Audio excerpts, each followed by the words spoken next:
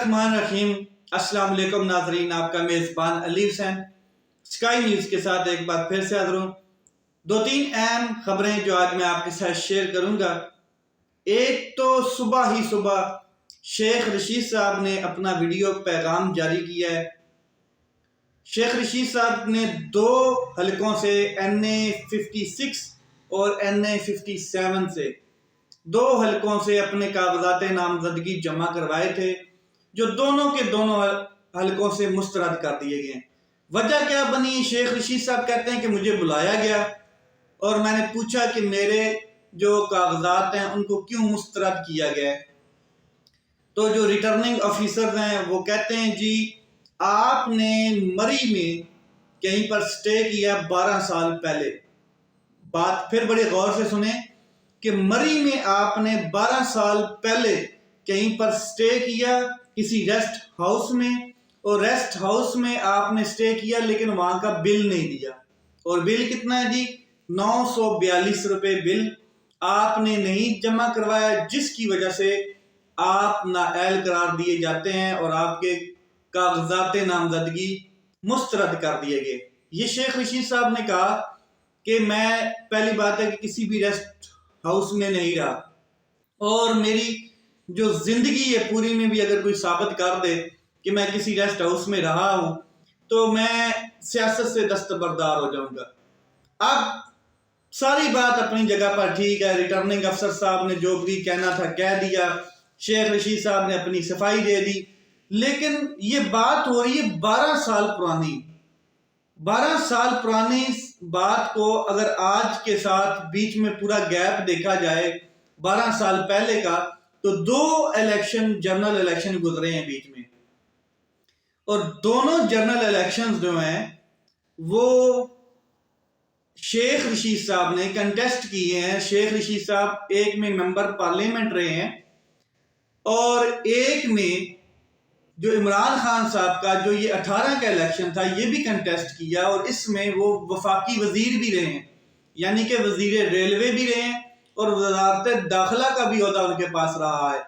तो हैरानगी की बात ये और कमाल की बात ये इन पढ़े लिखे लोगों की, जो ये रिटर्निंग ऑफिसर्स थे, DCO और डिप्टी कमिश्नर, ROs, DROs जितने भी, कि उनकी अक्ल पे मेरी मतलब के सवाल ये है कि दो इलेक्शन वो कंटेस्ट करके आए हुए हैं, तब आपने नहीं देखा, या जो उस टाइम के रिटर्निंग ऑफिसर्स थे जो 12 साल से लेके बीच में दो इलेक्शन में रहे, उन्होंने ये 942 रुपए नहीं देखे।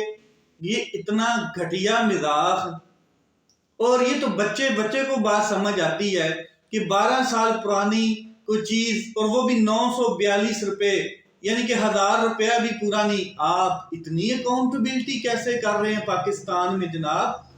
यानी कि पाकिस्तान में इतनी लो लेवल पे मतलब कि आप इतनी बारीक नजर रखते हैं, और जिस शख्स के आपने कागजात नामजदगी मंजूर किए हैं वो हुदैबिया पेपर मिल, उसके बाद शुगर मिल, एमन फील्ड, फ्लैगशिप, कितने केसेस में वो बंदा नामजद, और उसने आज तक 1 रुपए का हिसाब नहीं दिया, और उसके कागजात नामजदगी मानसेरा और लाहौर दोनों से मंजूर कर दिए जाते हैं।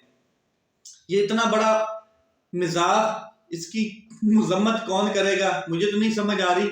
लेकिन 12 साल पुरानी बात, और बीच में दो जनरल इलेक्शन गुजरे हैं, और मौसूफ शेख रशीद साहब जो हैं दोनों में असम्बली के रुकन रहे हैं, दोनों कंटेस्ट करके जीत कर आए हुए हैं, और एक में वो वफाकी वजीर भी रहे हैं। अब आप अंदाजा लगा लें, ये सवाल मैं आपके ऊपर छोड़ता हूं कि कौन ठीक है कौन गलत है। इसके अलावा उन्होंने कहा है कि ये लोग जो साजिशों का हिस्सा है ये लंदन भाग जाएंगे और इनको रास्ता नहीं मिलेगा।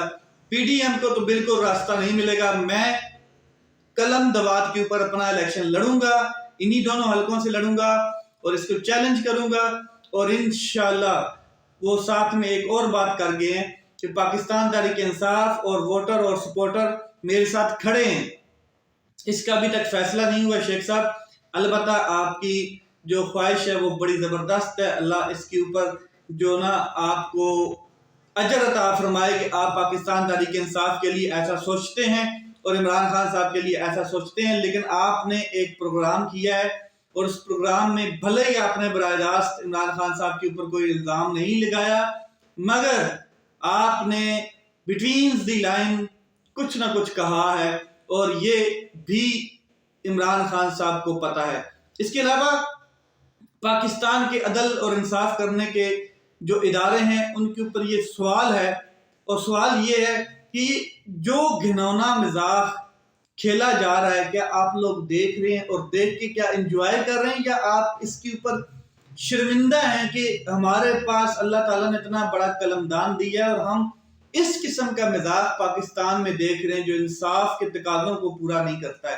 آپ دیکھ لیں کل بھلے ہی نواز شریف صاحب مسلم لیگ نون کے جو لوگ ہیں ان کے حلقوں میں مٹھائیاں بنٹی ہوں، شنگارے بج رہے ہوں، نگارے بج رہے ہوں، ڈھول بج رہے ہوں، ڈھول کی تھاپ پہ بھنگڑے ڈال رہے ہوں، لیکن وہ وقتی جیت تھی کہ انہوں نے عمران خان صاحب کے تمام جتنے سینئر پارٹی کے رہنما ہیں ان کو کاغذات نامزدگی مسترد کروائے اور آؤٹ کر دیا، مطلب کہ الیکشن سے آؤٹ کرنے کی کوشش کی.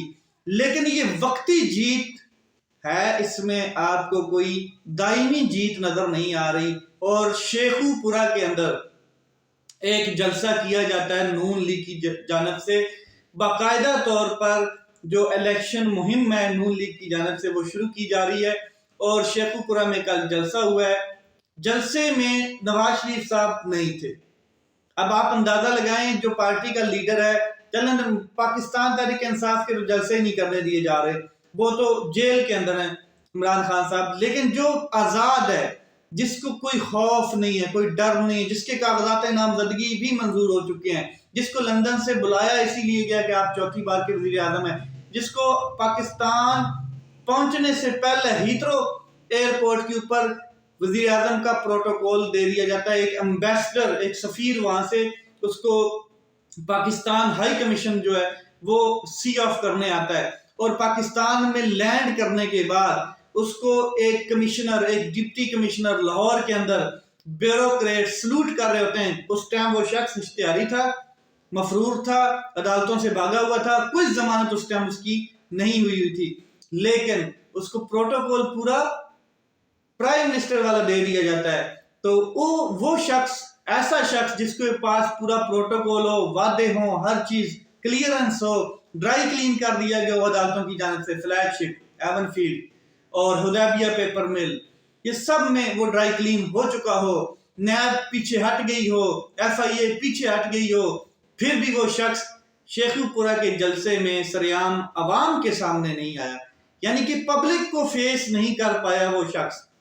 اس نے اپنے چھوٹے بھائی کو بھیجا ہے. شیخو پورہ میں جناب شہباز شریف صاحب نے جلسے سے خطاب کیا ہے. شہباز شریف صاحب نے وہ سبز باغ دکھائے ہیں لوگوں کو، شہباز شریف صاحب نے پاکستان کی قوم سے خطاب کیا ہے، لیکن جناب جو چوتھی بار کے وزیر اعظم ہیں وہ کہیں چھپ چھپ کر میٹنگز کر رہے ہیں، وہ میٹنگ والے کمرے سے باہر ہی نہیں آ رہے. ان کی جو پارٹی کے جو بورڈ ہیں، پارلیمانی بورڈ، ان میں ان کی میٹنگز ہو رہی ہیں اور موصوف نے اپنا چہرہ بھی چھپایا ہوتا ہے، اور وہاں پر ہی جو پارٹی کے جو پارلیمانی بورڈ ہیں وہاں پر ہی وہ ایک دوسرے کی تعریف کرتے ہوئے نظر آتے ہیں. جی میں آپ کو وزیر اعظم بننا دیکھنا چاہتا ہوں. چھوٹا بھائی بڑے کو کہہ رہا ہوتا ہے، بڑا بھائی چھوٹے کو کہہ رہا ہوتا ہے آپ نے کمال کر دیا پنجاب میں. پھر بڑا بھائی جو ہے اپنی بیٹی کی تعریف کر رہا ہوتا ہے، پھر چھوٹا بھائی بھتیجی کی تعریف کر رہا ہوتا ہے، پھر بڑا بھائی بھتیجے کی تعریف کر رہا ہوتا ہے. یہ ایک کمپین چلائی جا رہی ہے اس قسم کی، اور وہ مین سٹریم میڈیا پہ بیچ میں سے کٹ کر کے دکھا دیا جاتا ہے. اب شہباز شریف صاحب تقریر کر رہے ہیں، اب نواز شریف صاحب کچھ گفتگو کر رہے ہیں، اب مریم صاحبہ کچھ گفتگو کر رہی ہیں، یہ جلسے ہو رہے ہیں، یہ جلوس ہو رہے ہیں. کون ہے جی شخص؟ یہ چوتھی بار کا وزیر اعظم، جس کو یہ لائسنس دے دیا گیا ہے کہ آپ کو چوتھی بار وزیر اعظم بنا دیا جائے گا. اب اندازہ لگا لیں کہ خوف اتنا ہے کہ وہ شخص ایک کبوتر والا جلسہ کرنے کے بعد ابھی تک وہ شخص منظر عام پر نہیں آیا، پبلکلی کسی میٹنگ میں نہیں گیا، کسی جلسے میں نہیں گیا۔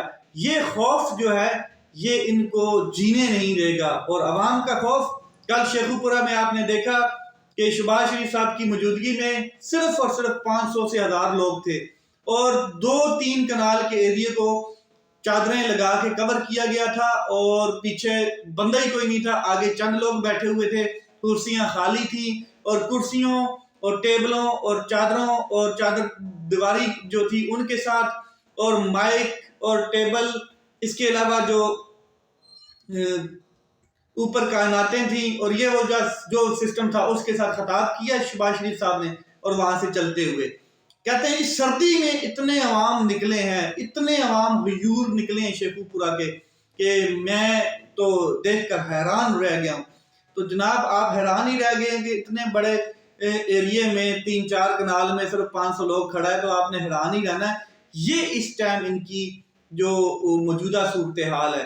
دوسری جانب دیکھیں ایک ولیمہ ہوتا ہے، اور ولیمہ تھا جناب مولانا فضل الرحمان کے بیٹے صاحب کا، اور ان کے ولیمے میں تمام لوگوں کو انوائٹ کیا گیا تھا، ایون کہ کاکڑ صاحب وہاں پر موجود تھے، سینٹ کے جو چیئرمین صادق سنجرانی صاحب ہیں وہ موجود تھے، اس کے علاوہ زرداری صاحب موجود تھے، اور ایسا شاہانہ قسم کا ولیمہ تھا جہاں پر وہ گفتگو کر رہے تھے ایک ٹیبل کے اوپر۔ آپ نے وہ ویڈیو بھی ریلیز ہوئی دیکھی ہے جو وائرل ہوئی ہے، کہ فیض، جنرل فیض کے حوالے سے انہوں نے بات کی، اور پھر انہوں نے کہا کہ یہ لوگ ہمیشہ نہیں رہتے، یہ 3 سال رہتے ہیں یا 4 سال رہتے ہیں، اور ہم نے ہمیشہ رہنا ہوتا ہے۔ اور پھر صادق صاحب کہتے ہیں ٹھیک ہو گیا جی، آپ تو ہیں نا ہمارے لیے۔ اس طرح کی گفتگو کر رہے تھے، اور کتنا شاہانہ ماحول میں شادی ہو رہی تھی۔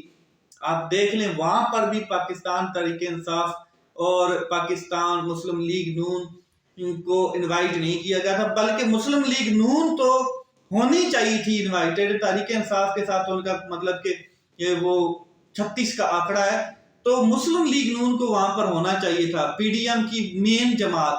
تو نواز شریف صاحب کو نہیں بلایا، اور وہ جسٹیفائی یہ کر رہے ہیں کہ جی سیاست اپنی جگہ، شادی اپنی جگہ۔ یہ چیزیں ہو رہی ہیں، لیکن نواز شریف صاحب کہیں نہ کہیں خوف میں ہیں، اور وہ خوف یہ ہے کہ یہ کہیں میرے ساتھ دوبارہ ہاتھ نہ ہو جائے، کہیں ایسا نہ ہو جائے کہ جو وعدے میرے ساتھ کیے گئے ہیں وہ ملیہ میٹ ہو جائیں، زمین بوس ہو جائیں، اور میں بھی کہیں بھاگ نہ سکوں، لندن نہ بھاگ سکوں۔ بیماری کا بہانہ بھی ان کے پاس ہے، وہ کسی ٹائم بھی کر سکتے ہیں۔ ابھی بھی ان دنوں میں انہوں نے یہی بہانہ لگایا ہوا ہے کہ میں بخار ہے، مجھے بیماری ہے، میرے پلیٹلیٹس اوپر ہیں، نیچے ہیں۔ لیٹس سی کیا ہوتا ہے۔ اور الیکشن کمیشن ایک پارٹی بنا ہوا ہے، اور وہ اپنی کاروائیاں ڈال رہا ہے، اور وہ بلے کے نشان کے پیچھے پڑا ہوا ہے۔